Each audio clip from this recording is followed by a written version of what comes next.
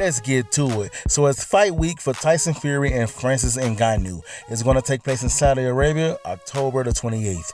Now, I already told you guys my stance on this fight. I already told you guys this should be an easy win for Tyson Fury.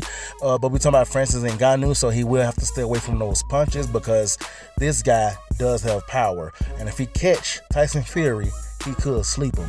No comment. But that's the thing. Is he going to catch him? I don't think he will.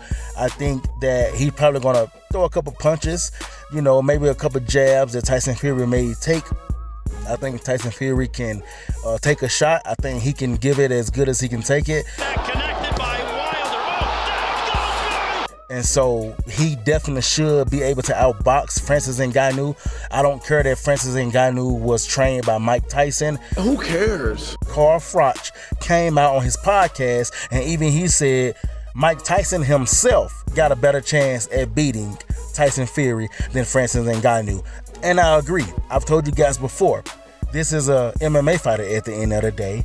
This is somebody who's just training, just learning how to box. So he ain't going to come out and beat one of the best heavyweight boxers because of what he just learned in previous months. Mike Tyson have a better chance. Now remember, we're not saying that Francis Ngannou ain't got a chance. He definitely got a puncher's chance. But we're just saying that Mike Tyson have a better chance at actually beating Tyson Fury. Look at you scared now, you hoe. Speaking of MMA fighters versus boxers, Michael Benson put on Twitter that Jake Paul and his team, MVP Promotions, have offered Nate Diaz a rematch, but they wanted the rematch to be in MMA under the PFL. Apparently and allegedly, Nate Diaz said that he would rather for this rematch to be in boxing. Apparently. Now, I don't know why Nate Diaz would turn this down. I mean, I guess the only thing I can think of is the fact that maybe he feel like it'd be more money in boxing, in an actual boxing match.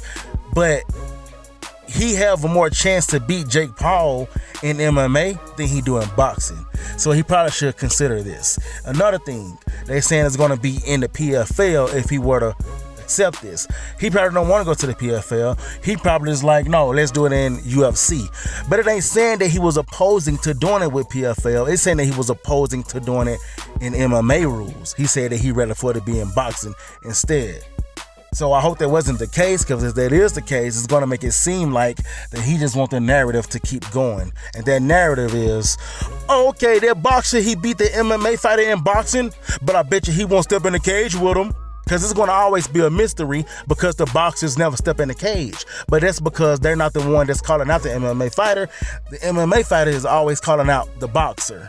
And they want to keep that a mystery because they want the fans to be able to say, well, in the MMA match, he'll do this and he'll do that. But we ain't going to be able to have that theory anymore. Or the MMA fans ain't going to be able to have that theory anymore if Jake Paul step in that cage with Nate Diaz and actually beat him in an MMA match.